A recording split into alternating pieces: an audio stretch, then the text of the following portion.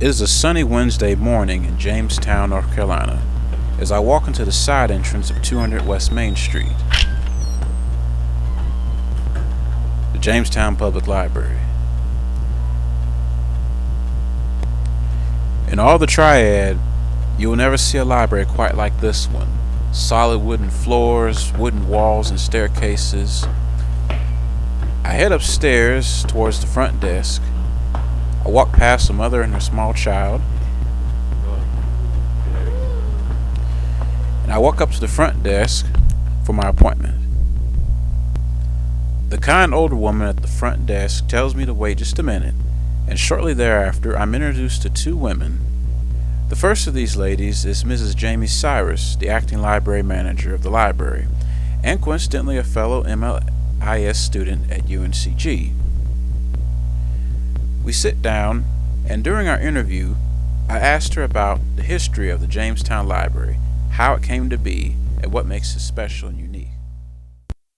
Tell me a little about the Jamestown Public Library. Well, Jamestown Library, it's distinct in that we're an independent library, so we do not necessarily receive funds in the same way that Greensboro and High Point do. All of our funds come from either grants that we write each year and receive either through Guilford County or Jamestown. Those are our main sources of grants, or fundraising through our Friends of the Library group, or fundraising that we ourselves do. So that funds everything: materials purchases, it funds payroll, so even down to our supplies and those sorts of things. It really takes care of everything. It started out, actually, the building historically as a school in 1915, and with that, it served as a both high school and also served as part of the elementary school. When they created Ragsdale and Jamestown Elementary, the building sat vacant for probably about 7 years and was really deteriorating, and they wanted to save the building, a group of the old alumni. So they got together, created a group, the Old Jamestown School Association, raised the funds and needed a purpose for the building once they raised funds. So their idea was to get behind the building and turn it into a library, which was something Jamestown had never had before.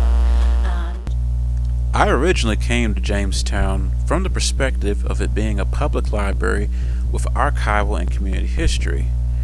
However, after the interview with Ms. Cyrus, I found it very fascinating that it was a privately funded public library. Ms. Katie Weitzel, a reference librarian and a UNCG alumnus, elaborated to me even further about the operations of the library. I'm trying to think. So here, we are a little unusual because we are very much volunteer-based. That's a little different from most public libraries because we're not with a system. We're kind of independent. And, and there's to both sides of that. We have the freedom to kind of make decisions that really, really fit us well, budget-wise, event-wise, staffing, kind of volunteer-wise. So our volunteers mostly work the circulation desk. That's probably the biggest difference, probably compared to another public library.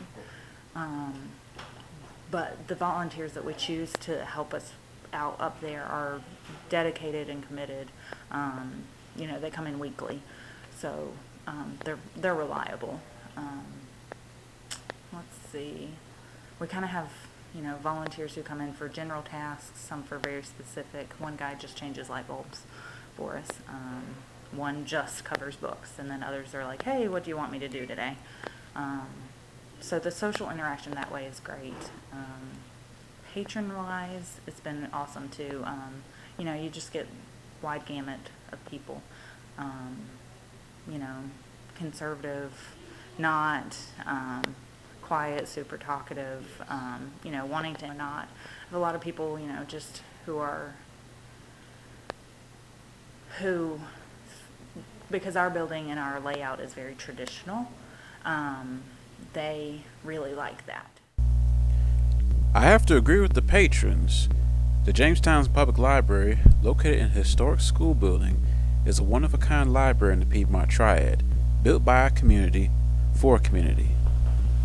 After the interviews, I took a walking tour of the magnificent building and visited the children's library and the adult fiction and nonfiction rooms. And I went downstairs and found my favorite place in the whole building, their ongoing book sale, where no one heard or saw from me for the next half hour.